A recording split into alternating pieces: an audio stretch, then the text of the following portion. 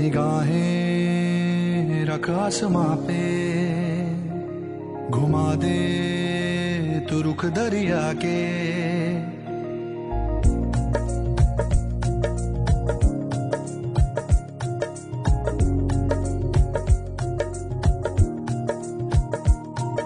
निगाहें रख आसमां पे, घुमा दे तू रुख दरिया के। तू बन जा वो समंदर, कर पार सके ना कोई। रख आग तू ऐसी अंदर, ललकार सके ना कोई। जाको राखे साया, मार सके ना कोई। जाको राखे साया, मार सके ना कोई। सच की राह पे राहिया, सच की राह पे राहिया, हार कभी ना होई।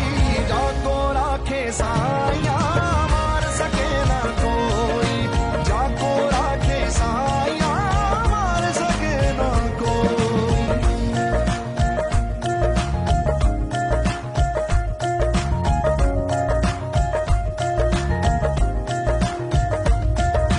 जितने हो अंधेरे एक लौ से डर जाते हैं, उस लौ से तू भी रोशन कर मशाले बंदिया।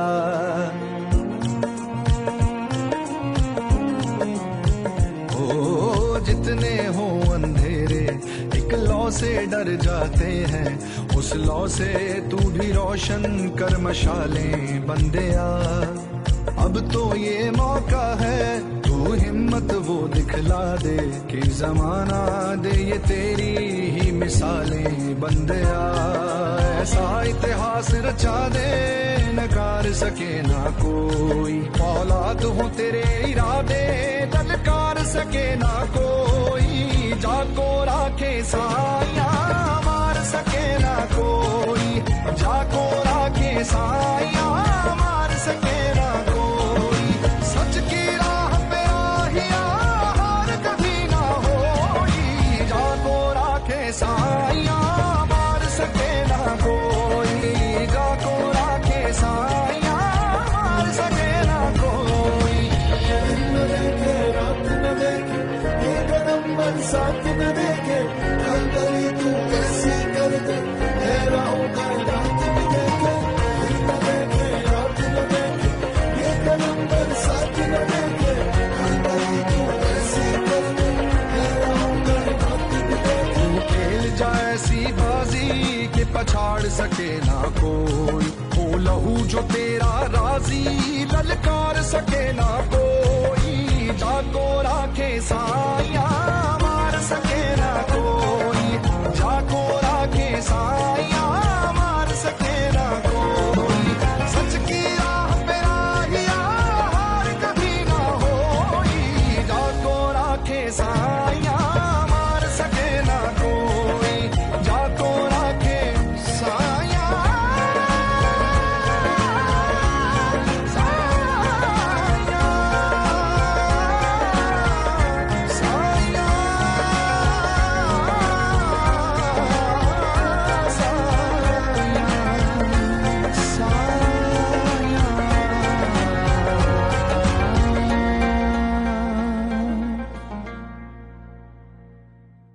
ओम शांति। किसी एक महानगरी में एक बौद्ध भिक्षु का आगमन हुआ।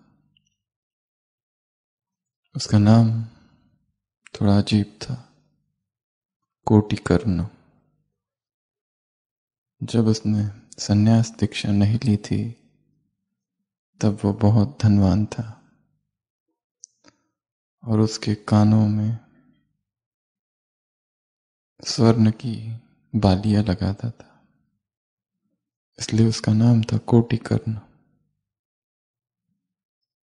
तो ये जो भिक्षु था बहुत अद्भुत तपस्वी, वैरागी। उसकी वाणी में अद्भुत सा आकर्षण था और गांव के लोग वहां एकत्र होते थे और ज्ञान की वर्षा होती थी। जब उसके पास बहुत धन था, अंदर एक रिक्तता थी, एक खालीपन था। और फिर जब उसने वो सारा धन छोड़ दिया, तब वास्तव में धनी बना। जब चेतना अनुभव के शिखर पर चढ़ती है तो संसार का पैसा, धन, प्राप्तियां, प्रतिष्ठा, संसार की बातें, सब कुछ स्वतः ही निरर्थक व्यर्थ हो जाती है। फिर उन्हें छोड़ना नहीं पड़ता। ऐसा ही कुछ इस कोटि कर्ण श्रोण के साथ हुआ। उसमें मौन था, एक आकर्षण था। उस शहर निवासियों को वो उस मौन के आकाश में ले जाता, जहां पर स्वतः ही चित्त शांत हो जाएगा। ऐसा सबको अनुभव होता। उसी सभा में एक दिन एक बहुत धनवान स्त्री आकर बैठी। धम्मपद की ये कहानी है। वो जो स्त्री थी, कात्यायनी, वो आकर बैठी और ऐसे खो गई सुनते सुनते। चित्त की गहराई की बातें, अध्यात्म की बातें, संसार से विरक्ति की बातें, कि वो खो गई। शाम का समय था। उसने अपने दासी से कहा कि जाओ, घर जाओ और दिया लगा के आ जाओ। वो दासी उस भवन में गई और देखा वहां पर चोर है और चोरों का सरदार घर के बाहर रखवाली दे रहा है और अंदर वो सारे चोर चोरी कर रहे हैं। वो घबरा गई और घबरा के वापस भागी उस सत्संग की ओर जो गांव के बाहर हो रहा था।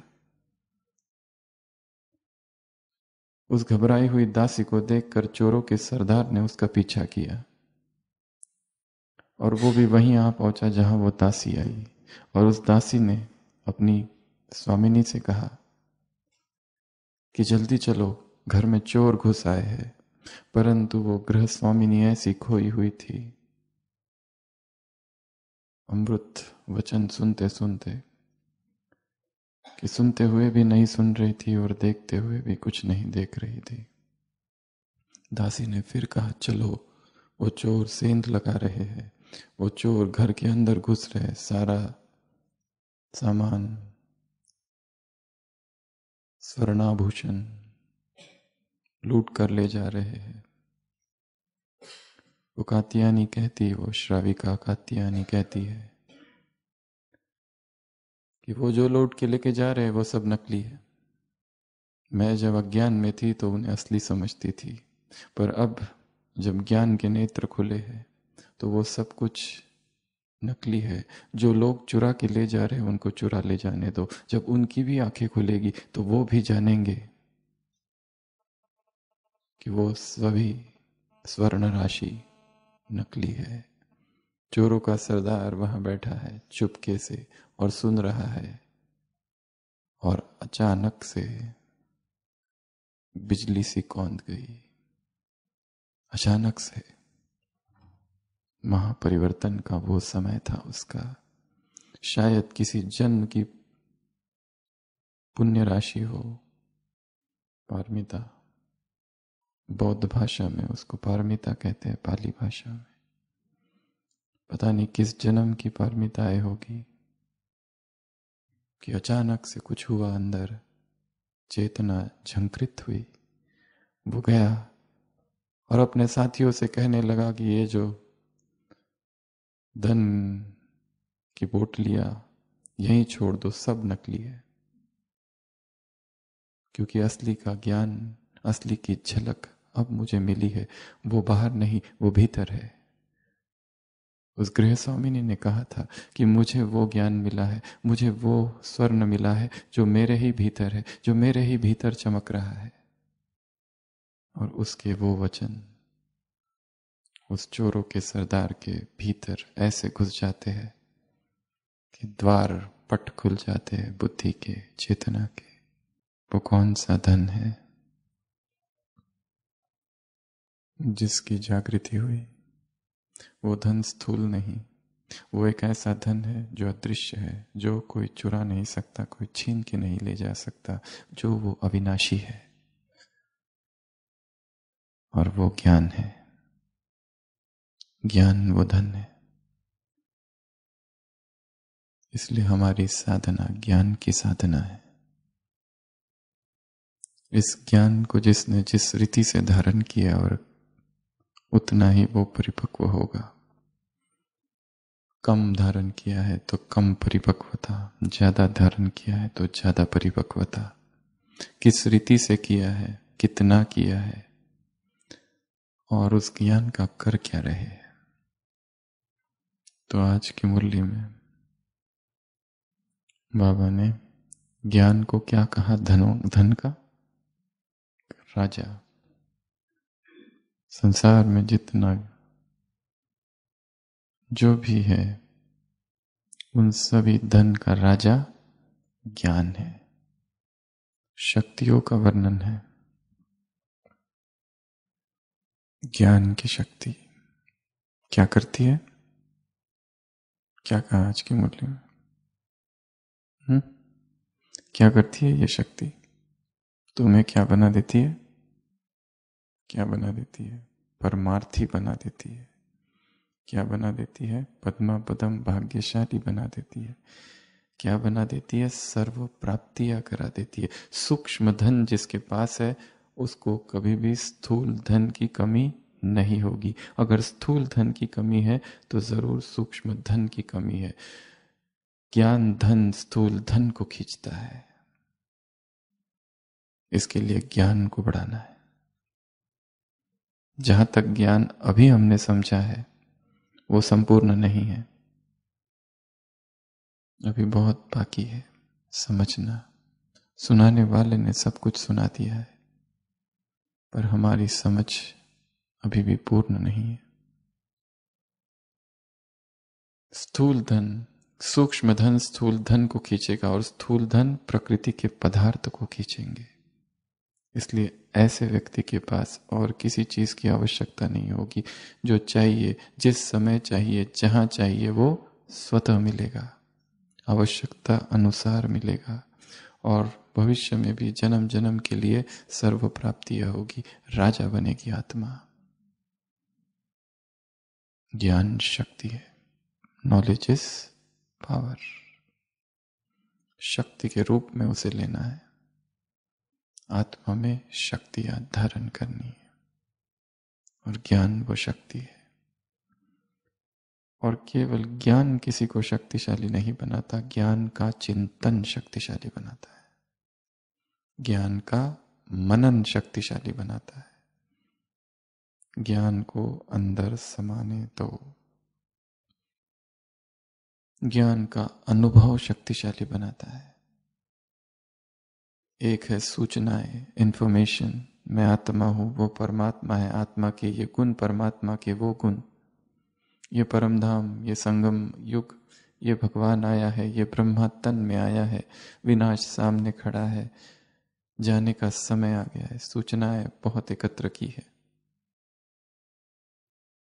अनुभव कुछ और है। एक है सूचनाएं, एक है ज्ञान, एक है विजडम। विजडम अर्थात विवेक। उस ज्ञान ने विवेक का रूप धारण किया है, और फिर वो ज्ञान प्रैक्टिकल हो जाए, वो ज्ञान दिखाई दे, और वो ज्ञान शक्ति का रूप धारण कर ले, वो ज्ञान गुणों का रूप धारण कर ले। गुण दिखाई दे, ज्ञान दिखाई नहीं दे रहा है, गुण दिखाई दे रहे हैं। जैसे देवताओं में शक्तियां दिखाई नहीं देती है, गुण दिखाई देते हैं। उसी तरह तीसरे नंबर की शक्ति कौन सी बताई आज की मुरली में? ज्ञान की शक्ति। ज्ञान को शक्ति के रूप में धारण करना। हमेशा से मनुष्य को शक्ति की खोज रही है। हर व्यक्ति शक्तिशाली बनना चाहता है। हर एक के अंदर ये इच्छा है कि बहुत पावरफुल, शक्तिशाली बन जाऊं। केवल जो धर्म के क्षेत्र में है वही नहीं।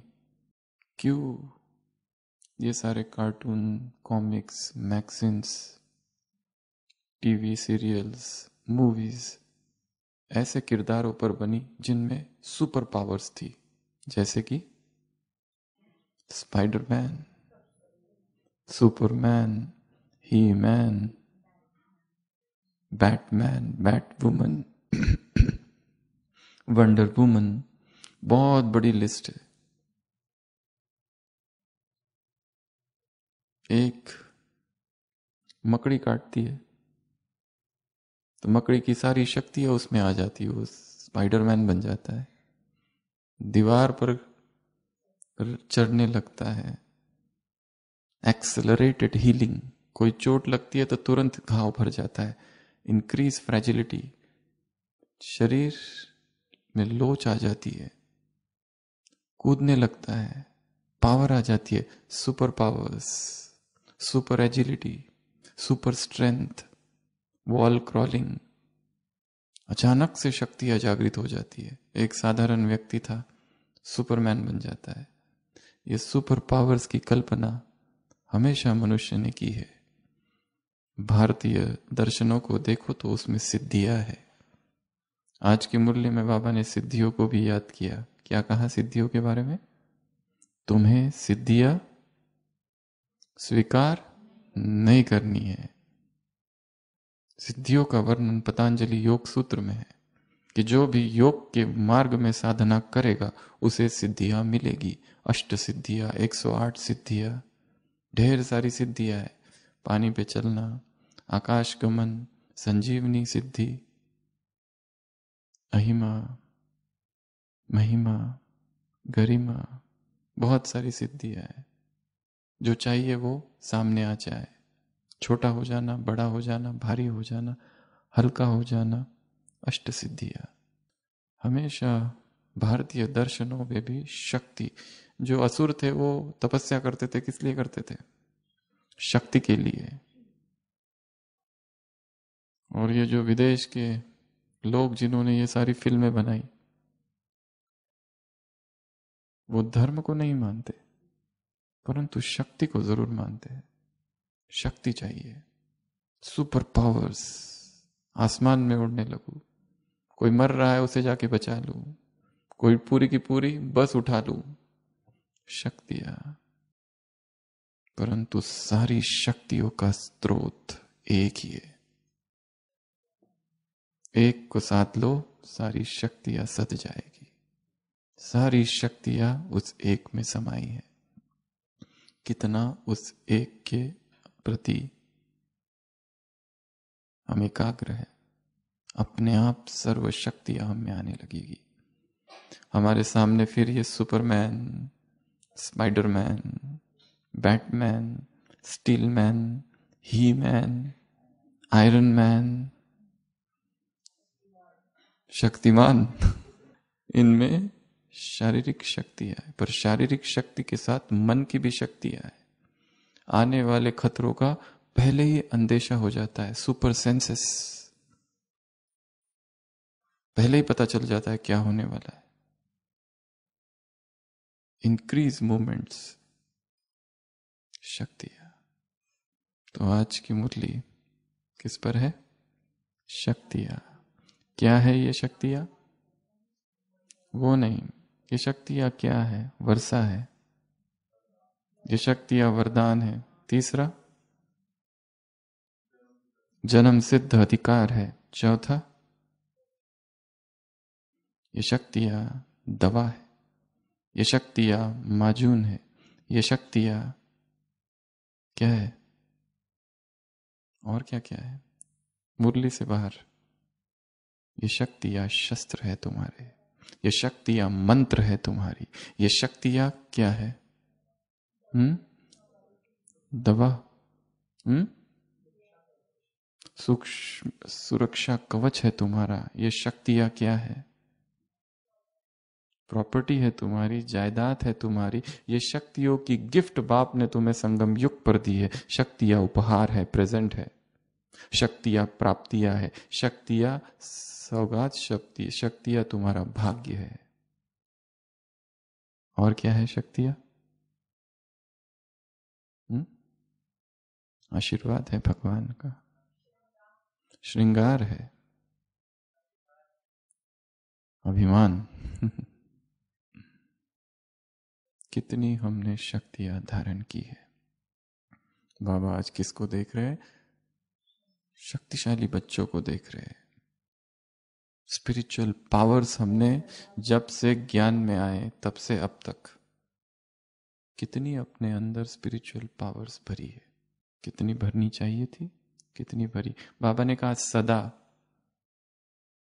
सर्व, यथाशक्ति नहीं, सदा और सर्व, सारी शक्तियां और सदा। सफलता का आधार, सक्सेस का आधार क्या है? पावर्स। पावर्स भरनी है आत्मा में, शक्तियां भरनी है। एनर्जी लेवल जब लो हो जाती है तब विकारों की प्रवेशता होती है, या फिर विकारों की एक परिभाषा है लो एनर्जी लेवल्स। जैसे ही चेतना की एनर्जी लेवल बढ़ती है पावर बढ़ने लगती है। लो हो गई तो विकारों की तरफ आकर्षण, इंद्रिय सुखों की तरफ आकर्षण होता है। जो जो चीज सुख देती है उसमें आकर्षण होता है, और जो सुखद है उसके प्रति राग उत्पन्न होता है, और जो दुखद है उसके प्रति द्वेष। खेल यही चलते रहता है जीवन भर।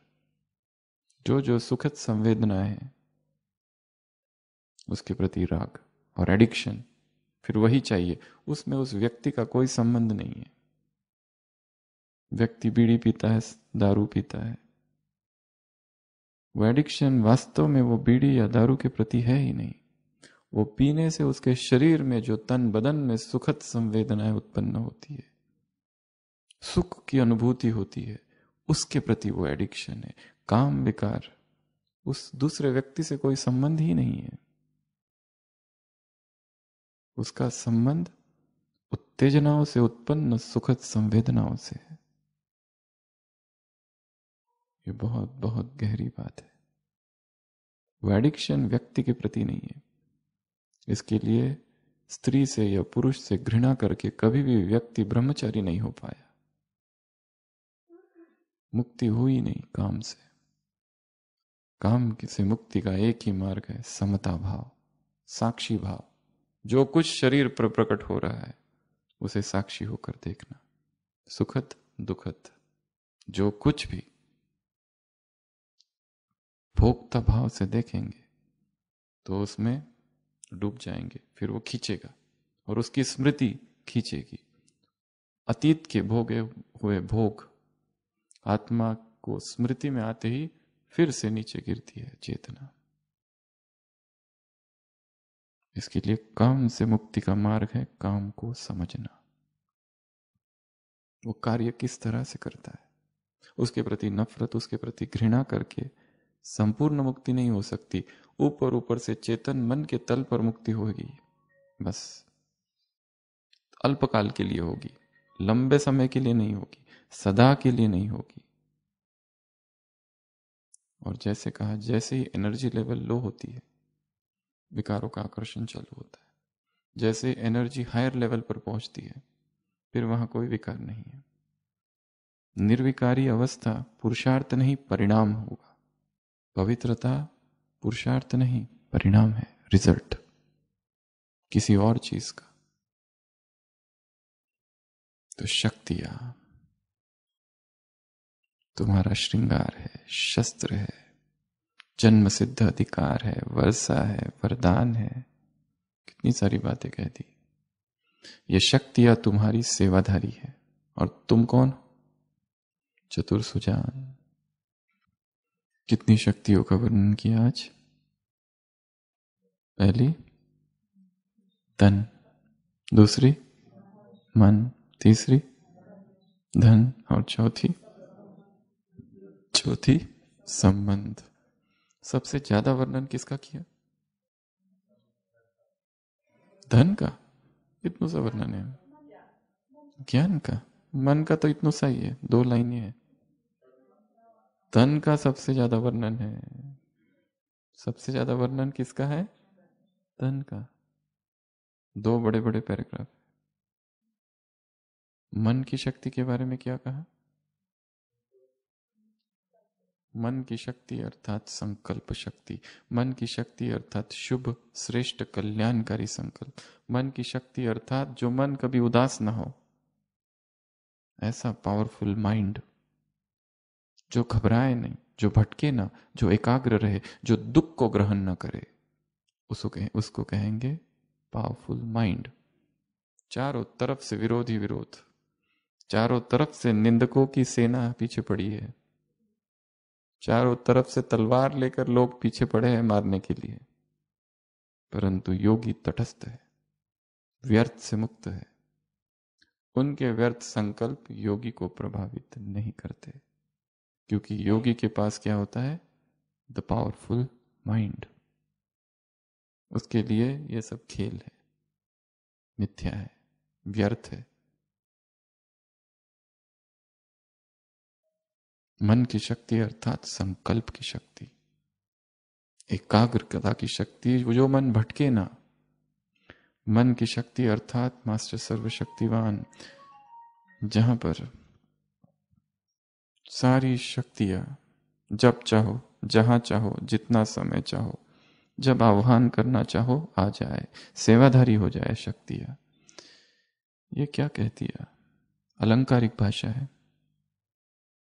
किसी को बुलाओ और वो आ जाए, क्या उनका कोई रूप है? कोई रूप नहीं। ये भाषा की अलंकारी भाषा है, सौंदर्य है। और किसी मुरली में बाबा ने यह भी कहा है कि तुम्हें आह्वान भी करने की आवश्यकता नहीं, अपने आप शक्तियां प्रकट होगी। जिस समय जो शक्ति चाहिए वो सहन करना है, अपने आप सहन करने की शक्ति आ जाएगी। कोई चीज समानी है, अपने आप समाने वाली शक्ति। मुरली में उदाहरण दिया शीतलता और आग, अपने समय पर आएगी। सामना करना है, विकराल परिस्थिति आ गई है, अपने आप शक्तियां प्रकट होगी। तो निरंतर शक्ति का चिंतन करना है। मुझ में शक्तियां है, अपनी शक्तियों को जगाना है। जैसे हनुमान भूल चुका था, किसी ने बताया तब जागृत हुई। यहां भगवान हमको रोज बताता है, आत्मा में शक्तियां भरी पड़ी है। देवताओं की सभा हुई, काल्पनिक कहानी है। देवताओं ने सोचा कि मनुष्य को अगर वो सारी शक्तियां दे दे तो वो उत्पात करेगा, वो उपद्रव करेगा, इसलिए हमें सारी शक्तियों को छिपा के रखनी है। कहाँ छिपा के रखे? किसी देवता ने कहा आसमान के ऊपर छिपा के रख दिया जाए, मनुष्य कभी नहीं पहुंचेगा। पर बाकियों ने कहा कि नहीं, एक दिन मनुष्य हवाई यान की खोज करेगा और पहुंच जाएगा। किसी ने कहा समुद्र की गहराइयों में छिपा देते हैं, दूसरों ने कहा ना, वहां पर भी मनुष्य पहुंच जाएगा। किसी ने कहा गुफाओं में छुपा देते, सारी शक्तियां जो मनुष्य को शक्तिशाली बना दे, सुपरमैन, सुपर पावर्स। किसी ने कहा जंगलों में। सब अपनी अपनी राय देने लगे, पर सब ने कहा नहीं, वहां मनुष्य पहुंच ही जाएगा। और एक देवता ने आखिर में कहा कि हम ऐसा करते हैं, शक्तियों को कहां छिपा दे? जहां मनुष्य कभी भी नहीं पहुंच पाएगा, उसके मन में छिपा दो, उसकी अवचेतन सबकॉन्शियस माइंड में छिपा दो। वो सब जगह ढूंढेगा परंतु अंदर नहीं जाएगा। वहीं पर छुपा दो सारी शक्तियों को। तो हर एक में शक्तियां है, बहुत सारी पावर्स है, परंतु जैसे वो मैग्नीफाइंग ग्लास, सारे दिन भर एक कागज को रख दो सूरज के नीचे, जलेगा ना, क्योंकि विकीर्ण है शक्तियां। एकाग्र हो जाए, उस मैग्नीफाइंग ग्लास को रख दो और थोड़ी देर में कागज चलने लगेगा। जहां जहां एकाग्रता होगी वहां शक्तियां प्रकट होगी, जहां जहां पवित्रता होगी वहां शक्तियां प्रकट होगी। जहां जहां साधना होगी वहां शक्तियां प्रकट होगी, जहां तपस्या होगी वहां शक्तियां प्रकट होगी, जहां प्रभु प्रेम होगा वहां शक्तियां प्रकट होगी, जहां अशरीरीपन है वहां शक्तियां प्रकट होगी। स्वतः वरदान के रूप में, वर्षे के रूप में। तो दूसरे नंबर की शक्ति है मन। माइंड को पावरफुल बनाना है। कैसे बनाएंगे? माइंड पावरफुल कैसे बने? चिंतन से। काम देना है उसको, बिजी रखने से, व्यर्थ से निरंतर मुक्त रहे, तब माइंड पावरफुल होगा। ड्रामा के ज्ञान से ये सब कुछ यहां होना है। आज की मुरली में बड़ा ही क्रांतिकारी वाक्य है एक। कौन सा? बहुत स्ट्रांग वाक्य है, छोटा सा है। कौन सा? बाप जानते हैं क्या? बाप जानते हैं क्या? जानते हैं क्या? जानते हैं? आज की मुरली, आप हो कौन ये केवल बाप जानते हैं। तुम हो कौन ये केवल बाप जानते हैं, और कोई नहीं जानता। तुम भी नहीं जानते तुम हो कौन, ये बाप जानते हैं। मुरली पढ़ के ढूंढना वो कहाँ है, और उसको अपनी डायरी में नोट करके रखना। आप हो कौन ये बाप जानते हैं।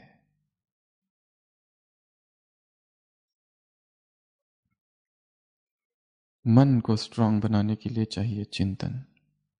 मन को स्ट्रांग बनाने के लिए चाहिए मनन।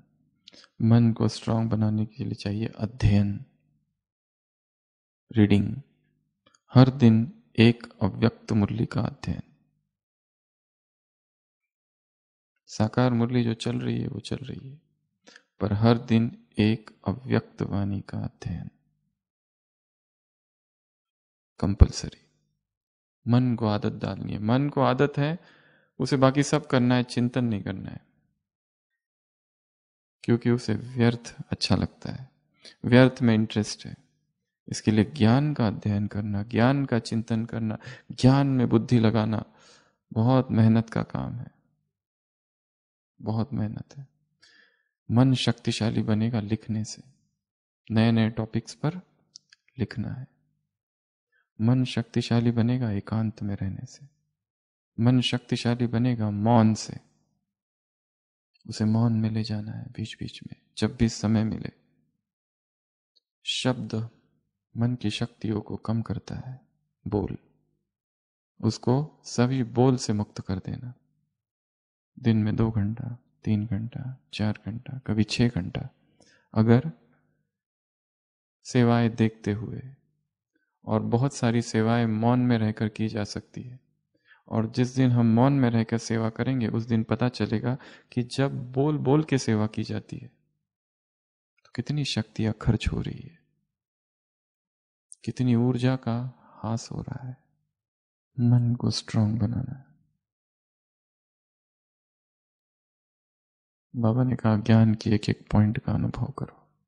पढ़ो, रुको, पढ़ो, फिर रुको, पॉज, थिंक, क्या है ये? तर्क। मन शक्तिशाली बनेगा तर्क शक्ति से।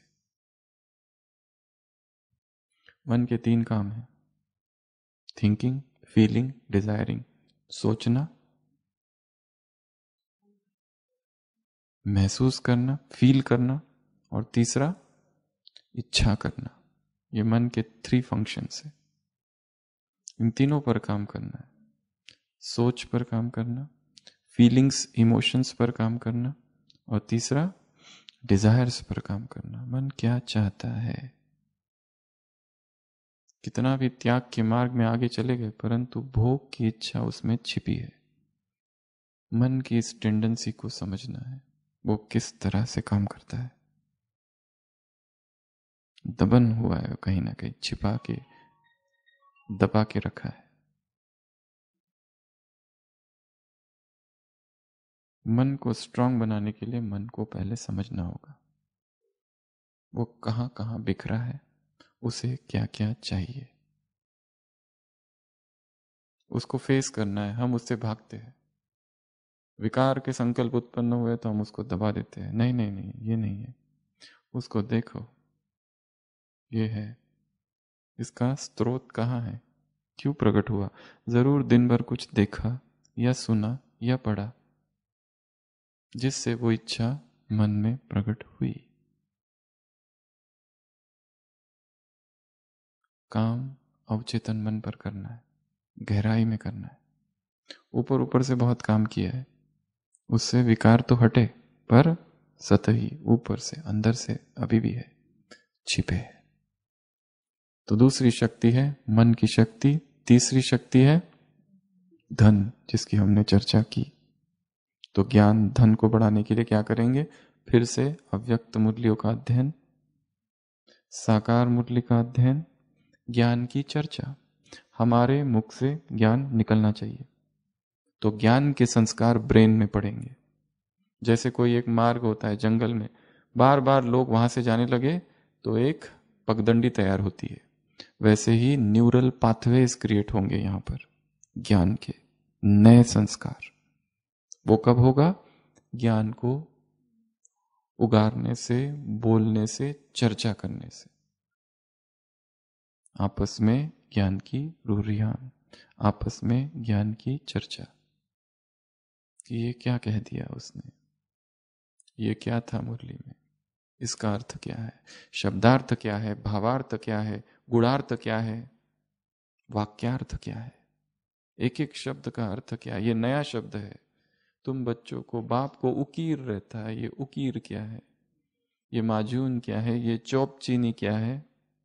नए नए शब्द आते हैं मुरली में, खोज करनी है शब्दों के अर्थों की, वाक्यों के अर्थों की, गुणार्थ की, वाक्यार्थ की।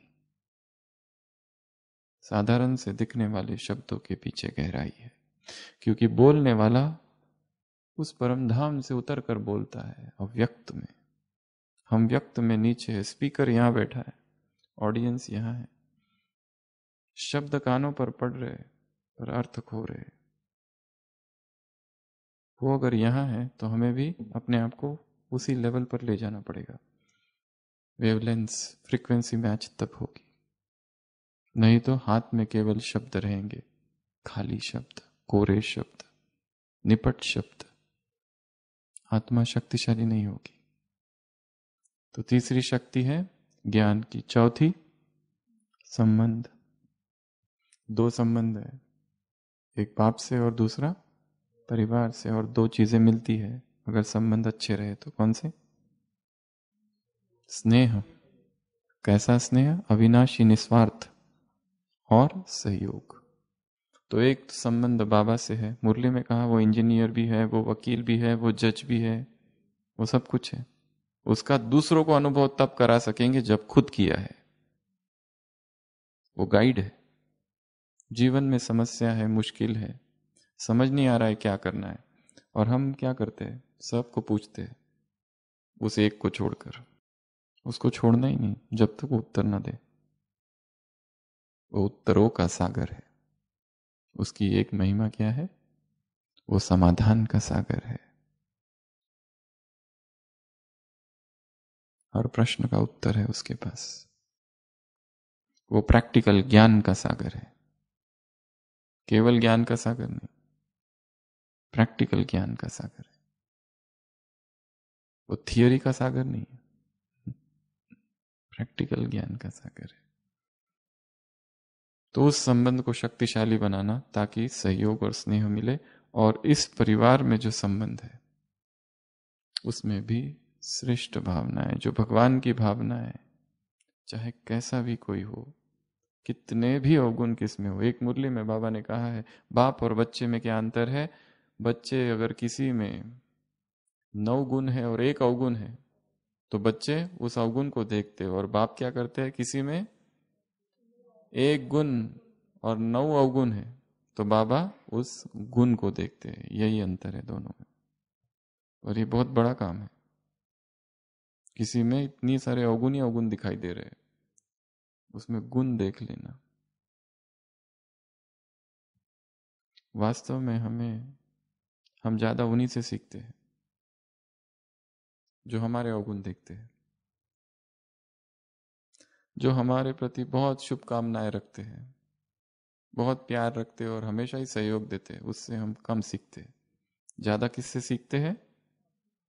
जो बाधाएं उत्पन्न करते हैं, जो रोज निंदा करने के लिए खड़े ही है, जो विरोध करते हैं, जो अपमान करते हैं, जो बुरी बुरी बातें करते हैं, वो रियल शिक्षक है। क्योंकि उनके प्रेजेंस में हम कैसे रहते हैं? अलर्ट रहते हैं, कोई भी गलती नहीं होनी चाहिए। और जो हमारे हित चिंतक, शुभ चिंतक, शुभांशी, जो हमारे प्रति बहुत तारीफ करते हैं, बहुत ही हमारी स्तुति करते रहते हैं हमेशा, तुम ये हो, तुम वो हो, उनसे क्या फायदा है? उससे तो हम बाह्यमुखी हो जाते हैं। तुम ऐसे हो, तुम वैसे हो। और अपमान होता है तो व्यक्ति बाह्यमुखी होता है या अंतर्मुखी होता है? अंतर्मुखी हो जाता है, एकदम चुपी हो जाता है। और स्तुति होती है तो बाह्यमुखी। तीसरी शक्ति चौथी संबंध की शक्ति। तो ये 4 शक्ति है। मुख्य चर्चा है पहली, शरीर। एक है शरीर, एक है आत्मा। शायद हमने आत्मा का इतना ज्यादा चिंतन किया कि शरीर का चिंतन छूट चुका है। परंतु शरीर और आत्मा जैसे एक है।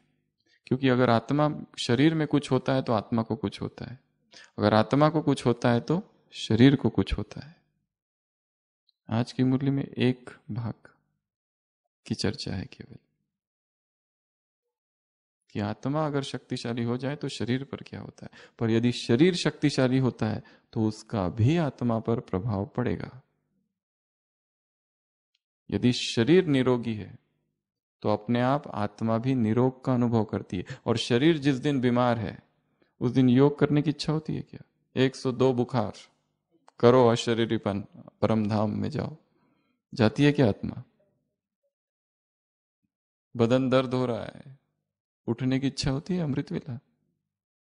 शरीर पर जो कुछ होता है वो सीधा आत्मा पर होता है, आत्मा पर जो कुछ होता है शरीर पर होता है। 1 यूनिट, एक ही है। जैसे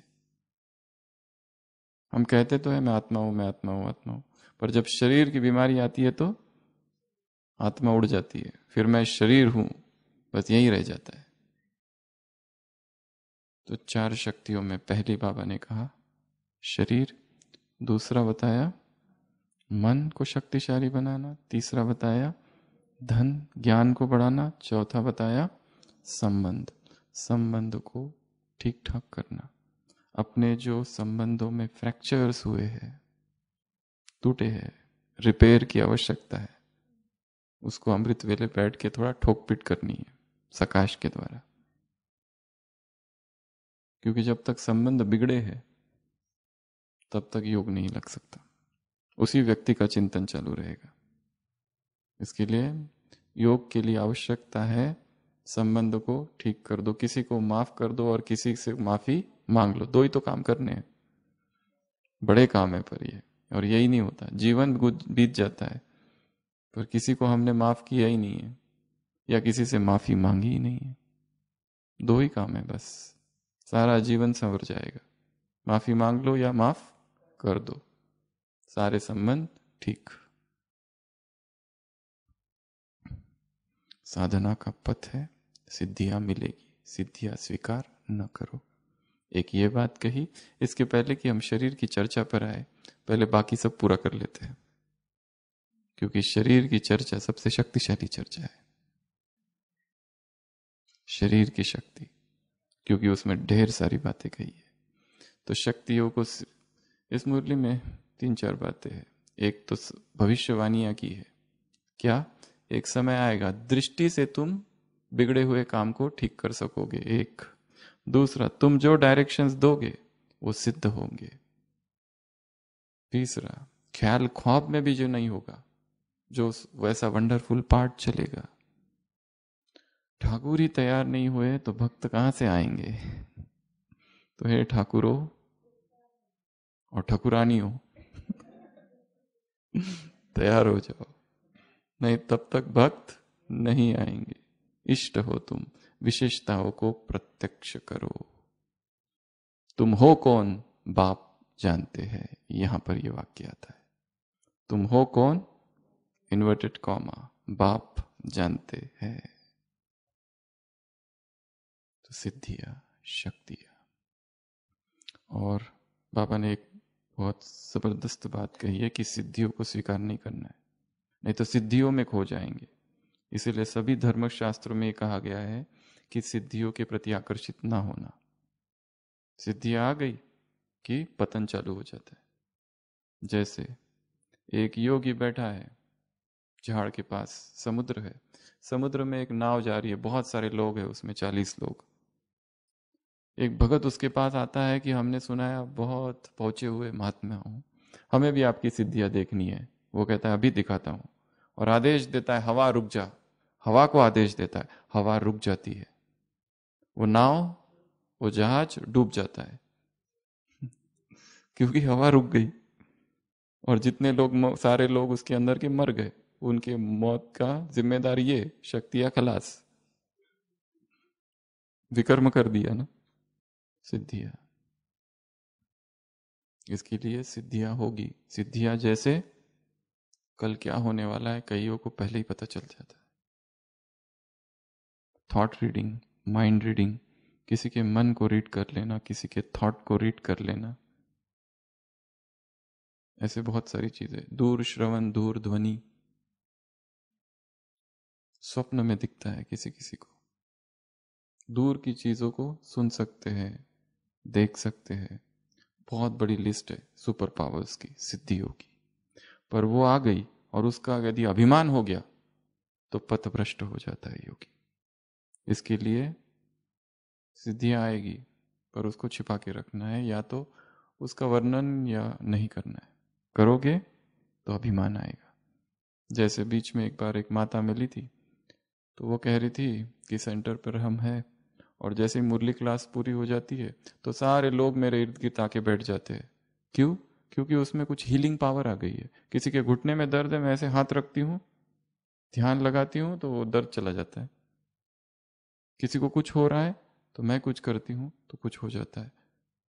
और उसको जैसे वरदान मिला है, वो हीलिंग पावर्स फटाफट ठीक करने लगती है। परंतु उसमें खतरा है, कर्म फिलॉसफी में इंटरफियर कर रहे हैं किसी के, और अभिमान आ सकता है। किसी किसी को आत्माएं दिखती है, किसी किसी को कुछ होता है।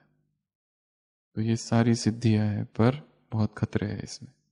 इसलिए शास्त्रों में भी कहा है और बाबा ने भी आज कहा, सिद्धियों को स्वीकार नहीं करना है। कुछ हो रहा है, प्रकट हो रहा है, होने दो, ठीक है। हम कहे बारिश आ रही है, रुक जा, रुक गई, तो पहला काम क्या करते? सबको जाके बताते, बाबा से योग लगाया, बारिश रुक गई। बारिश ही नहीं आ रही है, 6 मास हो गए योग लगा रहे हैं, बारिश आ गई। पर अभी इतनी ज्यादा बारिश आई कि लोग मर रहे हैं। किस किस ने योग लगाया था?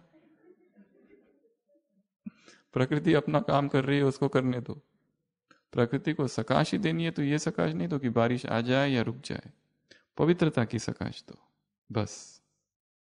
फिर वो बारिश आए या न आए ये उसका काम है। प्रकृति के नियमों के, प्रकृति के डिपार्टमेंट में इंटरफियर नहीं करना है, और ना ही कर्मों के डिपार्टमेंट में इंटरफियर करना है। ये 2 डिपार्टमेंट है।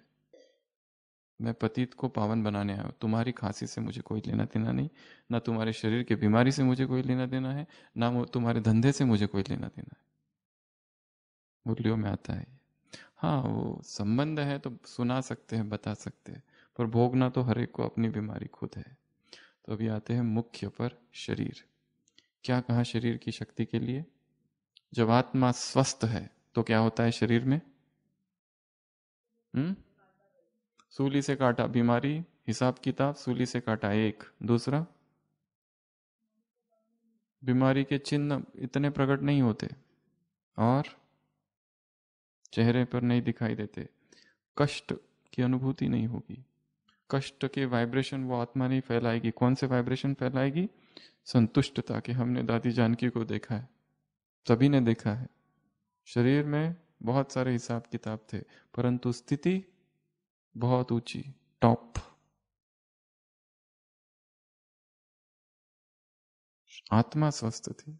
शरीर में चाहे जो कुछ हो रहा है, आत्मा नीचे नहीं आएगी। शरीर को भी स्वास्थ्य का अनुभव। और ब्राह्मण अलौकिक जीवन में तुम्हें कौन सा वरदान मिला है? सदा स्वस्थ भव।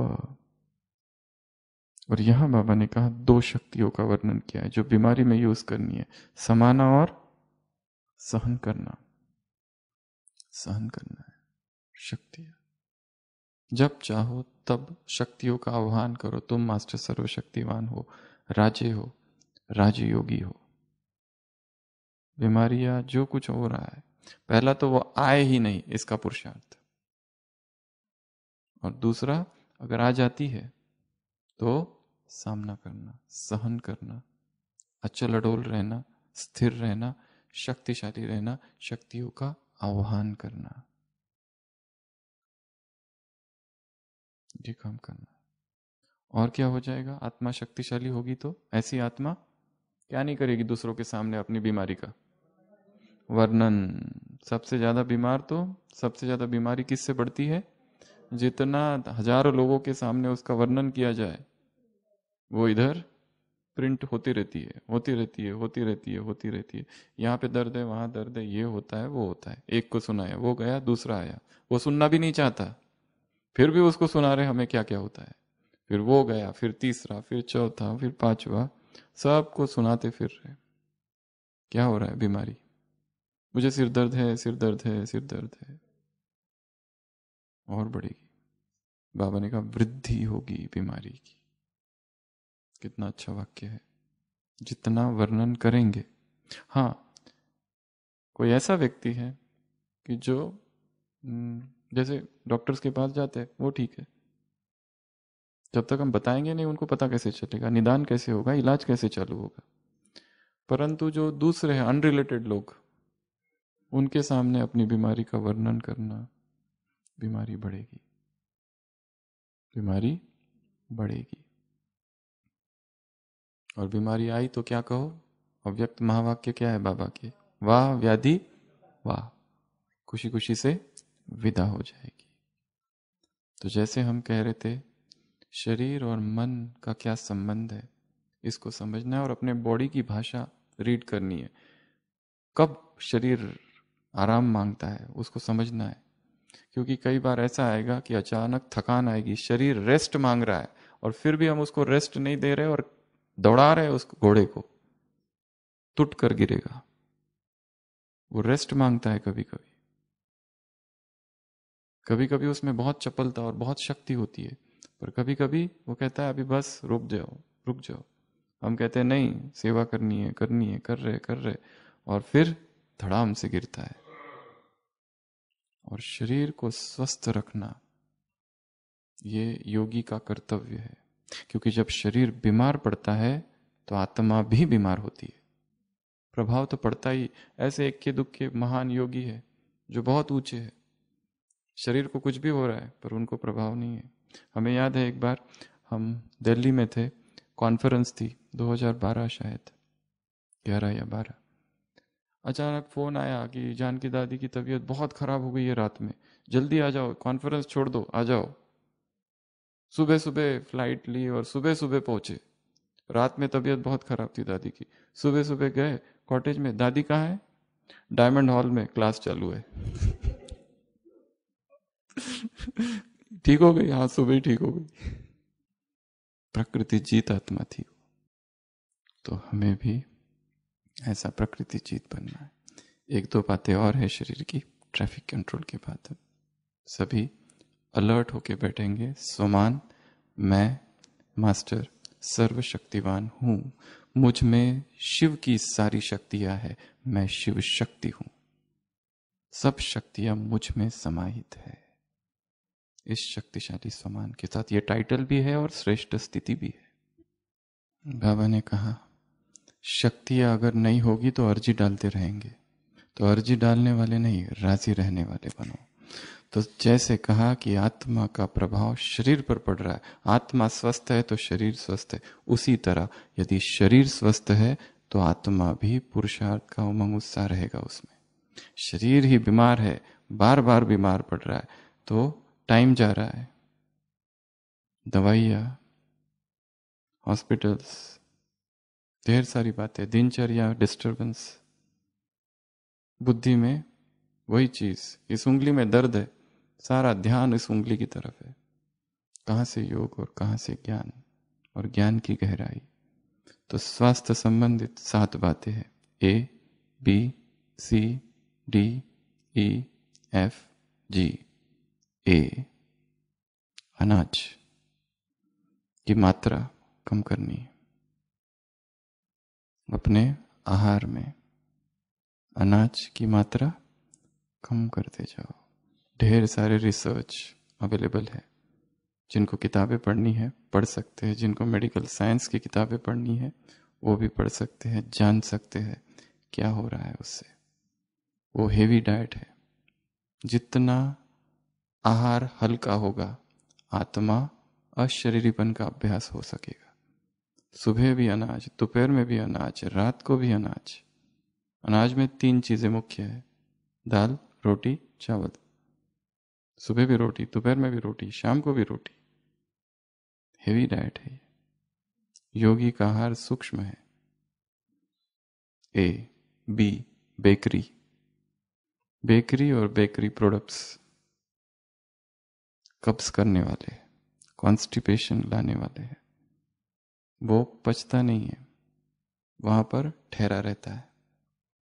और योग के लिए सबसे आवश्यक चीज है क्लीन स्टमक। क्लीन स्टमक, पेट साफ जितना होगा उतना योग शक्तिशाली होगा, पावरफुल लगेगा, नींद जरा भी नहीं आएगी।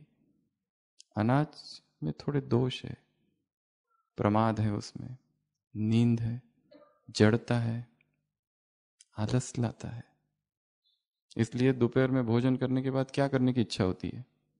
सोने की इच्छा होती है, एकदम सो जाओ, कोमा सीधा।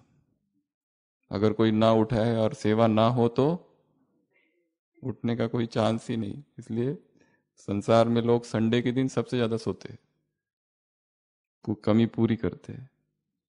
योगी तो निद्रा जीत होता है, वो प्रयत्न नहीं करता है, नींद पर काम नहीं करता है, नींद अपने आप आती है और अपने आप कम भी होने लगती है, क्योंकि अनाज की मात्रा शरीर में कम है। दूसरा बेकरी, सी कुक्ड, जितना पकाया हुआ अंदर डाला जाएगा उतना शरीर भारी रहेगा। जितना अपक्व होगा, कम पकाया हुआ होगा, स्टीम्ड वाला होगा, उतना शरीर में ऊर्जा रहेगी, स्वास्थ्य रहेगा, क्योंकि प्रकृति के समीप है, प्रकृति के नियमों में चल रहे हैं। प्रकृति के नियम तोड़े कि बीमारी आई। अचानक कहाँ से बीमारी आ जाती है? रात में व्यक्ति सोया है, दूसरे दिन उसको हार्ट अटैक आ जाता है। मैं तो एकदम ठीक था, अचानक कुछ भी नहीं होता, उसकी तैयारी लंबे समय से चालू थी। दिन रात शरीर में वो डाला जा रहा था जो आहार ही नहीं है हमारा। और हमने इतने सारे मेथड्स इन्वेंट कर रखे कुकिंग के। तीसरा, चौथा, डी अर्थात डू नॉट। 4 चीजें हैं या 3 चीजें ले लो। पहला, शक्कर कम कर दो या हटा दो, आवश्यकता नहीं है। ग्लूकोज बाकी सब चीजों से मिल जाएगा। दूसरा, नमक कम कर दो या हटा दो, रिप्लेस करो, वो एडिक्शन है। मैदा चिपका रहता है आंतों में लंबा समय तक, भारी करता है, कब्ज लाता है, वाइट पॉइजन है सारे, तीनों भी। चौथा छोड़ देते, ई, एनिमा, प्लेन वाटर एनिमा। ये संजीवनी है, शक्ति है इसमें। जो इस मार्ग पर चलेगा शुरुआत में उसे इसका सहारा लेना पड़ेगा, जिससे इतने लंबे समय जो बड़ी आंत है और उसमें जो कुछ मल टॉक्सिन्स भरे हैं वो बिना इसके नहीं निकल सकते। क्लीन स्टमक ये योग की पहली क्राइटेरिया है। और constipated body and mind can not do yoga. और जिन्होंने अभी तक प्रयोग नहीं किया है वो कर सकते हैं, और फिर परिणाम जो सामने आएंगे वो चमत्कारिक होंगे। जो हल्कापन शरीर में होगा और जो अशरीरीपन की अवस्था होगी वो आज तक ऐसी होगी कि जैसे टर्निंग पॉइंट आ गया जीवन में। जो आज तक अनुभव नहीं किया वो उस दिन हो जाएगा। EF fasting once a week, हफ्ते में एक दिन उपवास। किसी ड्राइवर को कहो गाड़ी चलाओ 7 दिन कंटिन्यूअस, रुकना ही नहीं बिल्कुल, क्या हालत हो जाएगी उसकी। हम यही कर रहे हैं पेट के साथ, सुबह से रात तक उसको खिलाए जा रहे हैं, खिलाए जा रहे हैं, खिलाए जा रहे हैं। वो कहता है, तड़प रहा है, रेस्ट, मुझे आराम चाहिए। उसको आराम दो थोड़ा, एटलीस्ट हफ्ते में एक बार या 15 दिन में एक बार। जो एकदम नहीं कर सकते वो 12 घंटे से चालू करेंगे। सफल हो गए 14 पर ले जाओ, 16 में ले जाओ, 18, फिर 24। Last G, Green's. हरे को अपने भोजन में ज्यादा से ज्यादा लाओ, अर्थात सलाद। जो कुछ हरा है प्रकृति का है, ग्रीन ब्लड कहा जाता है उसको, क्लोरोफिल। तो जितना आहार प्राकृतिक होगा उतना स्वास्थ्य होगा, और जितना स्वास्थ्य होगा आत्मा शक्तिशाली होगी, आत्मा में नई ऊर्जा आएगी। तो ये थी 4 बातें, शरीर, मन, धन और लास्ट संबंध। अच्छा, ओम शांति।